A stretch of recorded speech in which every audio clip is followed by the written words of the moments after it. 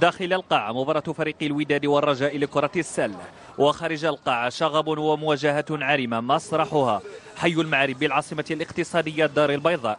اعتداء على رجال الأمن والهجوم على سيارة شخصية هو بالأحرى رعب يبث في نفوس ساكنة هذا الحي عند إعلان أي مباراة يكون أحد أطرافها مشجع فريقي الوداد أو الرجاء. كانوا جايين واحد الجمهور ديال الرجاء من هنايا، جمهور الوداد كيقطعوا من هنايا، بداو الحجر بداو القراعي، شويه هما بداو يشيروا على البوليس بحال هكا. حنا كنا واقفين في لونطري، ضربوا واحد السيد حدايا، بعدا كانت واحد الحاجه غتجي فيها، زاد البوليسي فرق جرحوه من راسو، سمعتيني، ضربوا المصور معايا داك بالحوتي، تا هو كان تيصور، تا هو ضربوه لظهره.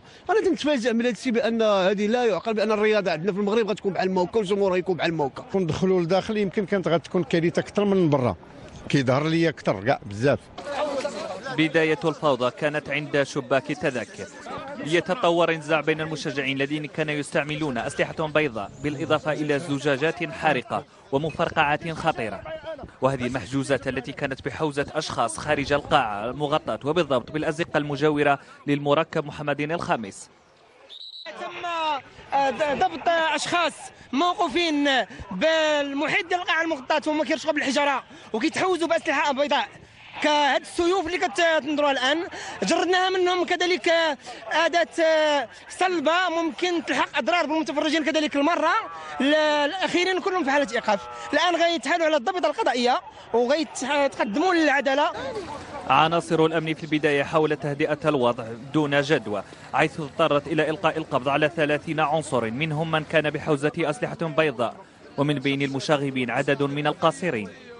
شاهدت أنا حافلات كتكسر، سيارات خاصة كتكسر، كل شيء كيتكسر، واحد انفلات أنا ما عمري في حياتي بعدا شفت بحال هذا المنظر هذا. عدوى شغب ملاعب كرة القدم انتقل إذن إلى مجالات رياضية أخرى، بالرغم من الإجراءات التي تتخذ قبل كل مباراة من هذا النوع.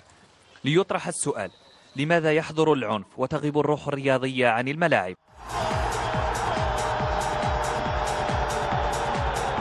جيبها من الشبكة، هذه صعيبة عليك، لعب الاختصاص، الفنان المبدع